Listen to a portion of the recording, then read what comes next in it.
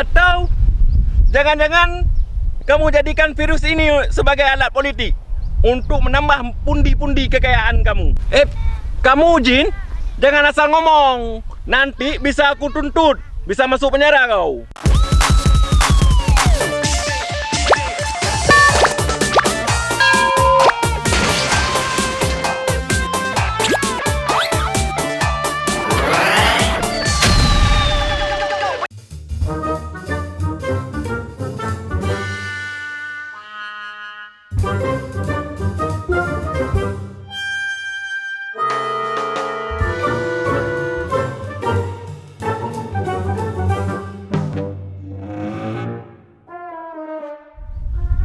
Memang tanah ini luar biasa luas.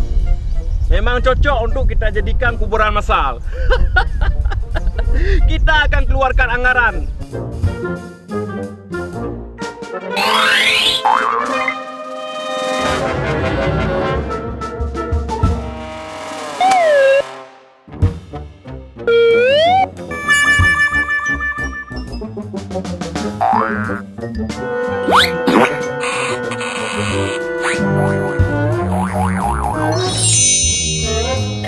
Siapa kamu? Aku adalah jin Nusantara. Loncat ke depan bisa terbang, loncat ke belakang dapat uang. Hah? Jin Nusantara? Kayak si preman aja ada Nusantaranya itu. Kangkung rebus. Kamu ngapain di sini? Aku sedang mengecek lokasi untuk dijadikan tempat kuburan massal untuk wargaku. Hah? Ternyata kamu ya, si pemimpin yang mempersiapkan kuburan massal untuk rakyatnya selama ini ya? Ya, akulah orangnya. Karena wargaku akan banyak yang meninggal karena diserang virus ini. Babi bakar, kamu itu salah. Seharusnya kamu mencari solusi bagaimana cara menghilangkan virus ini, bukan malah membuat kuburan massal.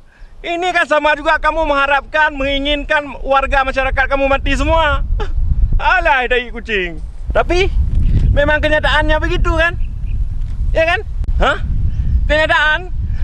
Kenyataannya virus di luar sana itu bisa dibatasi. Kenapa di sini tidak? Atau jangan-jangan kamu jadikan virus ini sebagai alat politik untuk menambah pundi-pundi kekayaan kamu. Kamu Jin, jangan asal ngomong. Nanti bisa aku tuntut, bisa masuk penjara kau. Kamu yang jangan buat macam-macam. Seharusnya kamu itu membantu masyarakat supaya tidak panik, supaya semangat hidupnya masih ada. Kalau begini caranya, itu sama saja kamu menghancurkan asa kehidupan masyarakat. Bisa-bisa masyarakat dan warga kamu itu mati karena serangan jantung, bukan karena virus ini. Dasar kau babi bakar. Jin, diam kamu jin setan ya. Kalau ngomong sekali lagi, kamu akan saya kutuk menjadi manusia. Mau? Mudah diserang virus. Atau aku jadi kayak hewan kamu kayak gini. Kamu yang akan saya kutuk menjadi ayam.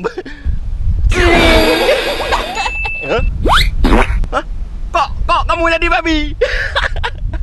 Tapi tak apalah. Biarkan kamu merasa bagaimana kehidupan babi.